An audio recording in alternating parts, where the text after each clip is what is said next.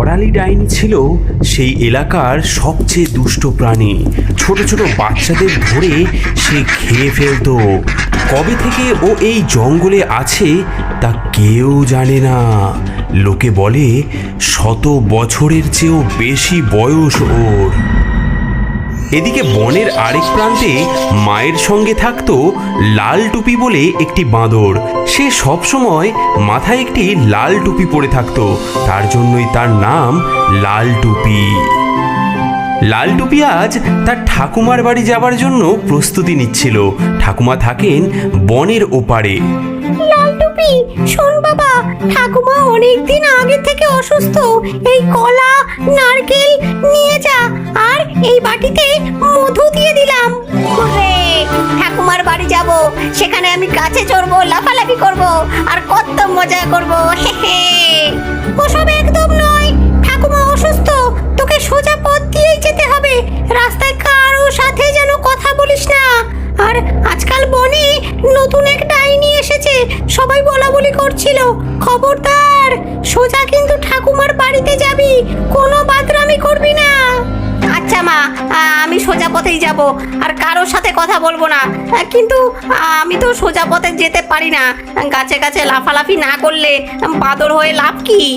যা, সাবধানে যাস। ঠাকুমার ঘরে ঢুকে আগে প্রণাম করবি, উনি খুব আদর করবেন তোকে। ছোট্ট লাল টুপি সে মায়ের কথা না শুনে লাফাতে লাফাতে এবং গাছে ঝুলতে ঝুলতে চলে আসলো বনের একদম মাঝে, এবং সে তার ঠাকুমার বাড়ির যাওয়ার রাস্তার বদলে পৌঁছে গেল ডাইনি রাস্তানায়।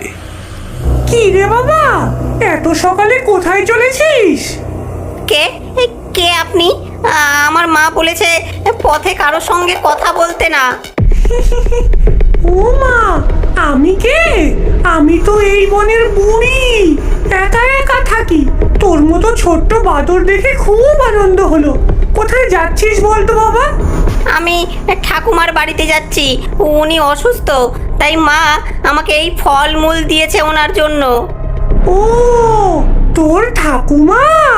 সে কোথায় থাকে রে ছোট্ট বাদর? এই বনের ভেতরে তো অনেক পথ। আমার ঠাকুমা, তিনি বনের শেষ প্রান্তে থাকেন। বনের শেষ প্রান্ত? সেখানে তো অনেক রকম জায়গা আছে। তুই কিভাবে চিনিস তোর ঠাকুমার বাড়ি? কোনো বিশেষ গাছ বা পুকুর আছে নাকি আশেপাশে? হ্যাঁ, ঠাকুমার বাড়ির পাশে 3টে লম্বা তাল গাছ দাঁড়িয়ে আছে, আর একটা ছোট নদীও আছে। 3টে তাল গাছ নদীর ধারে, তাহলে তো সেই দিকেই হবে। কত সুন্দর মিষ্টি বাদর ছানা তুই। দেখ, এই পথে গেলে অনেক তাড়াতাড়ি পৌঁছে যাবি। ওই যে দেখছিস সরু পথটা? আর শোন, পথে কিছু সুন্দর সুন্দর ফুলও আছে, সেগুলো ঠাকুমার জন্য নিয়ে যাস। ও তাই? আপনি কত ভালো। মা বলেছিল সোজা যেতে, কিন্তু আপনার বলা পথে গেলে তাড়াতাড়ি পৌঁছাবো, আর ওনার জন্য ফুলও নিতে পারবো। ধন্যবাদ আপনাকে। লাল টুপি বুঝতেই পারল না যে ডাইনি তাকে ভুল পথে পাঠাচ্ছে। সেই পথে গেলে সে কখনোই ঠাকুমার বাড়িতে পৌঁছতে পারবে না। যখন লাল টুপি ভুল পথে গিয়ে ফুল কুড়োতে ব্যস্ত, তখন সেই ডাইনি ঠাকুমার বাড়িতে পৌঁছে গেল। তার মতলব ছিল আগে ঠাকুমাকে সাবার করা, তারপর লাল টুপিকে খাওয়া। কে ওখানে? আমি ঠাকুমা, আমি লাল টুপি, তোমার জন্য খাবার নিয়ে এসেছি।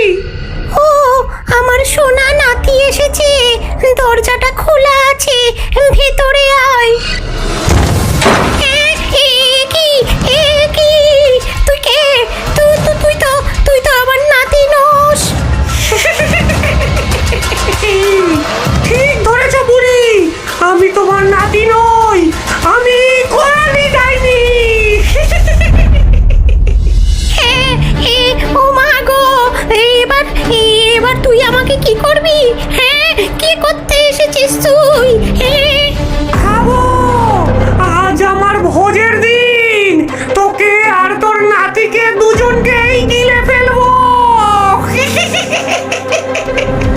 করালি ডাইনি ঝাঁপিয়ে পড়ে বুড়ি ঠাকুমার উপর।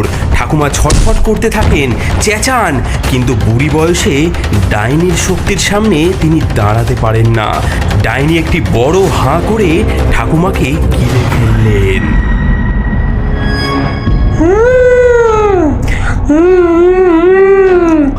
বুড়ি বাদুরের মাংস একটু টক টক স্বাদ, তবে মন্দ নয়। এখন এর নাতিটাকে খেলে বেশ মজা হবে। ছোট বাদুরের মাংস নরম আর সুস্বাদুও হয়। লাল টুপি অনেক ফুল কুড়িয়ে অনেক ঘুরে ঘুরে শেষমেশ ঠাকুমার বাড়ির কাছে এসে পৌঁছালো, কিন্তু বেচারা জানেই না ওর জন্য কি ভয়ানক বিপদ অপেক্ষা করছে। ঠাকুমা, ঠাকুমা, আমি এসেছি। তোমার জন্য ফল আর ফুল নিয়ে এসেছি। এসো বাবা, ভেতরে এসো, দরজা খোলা আছে।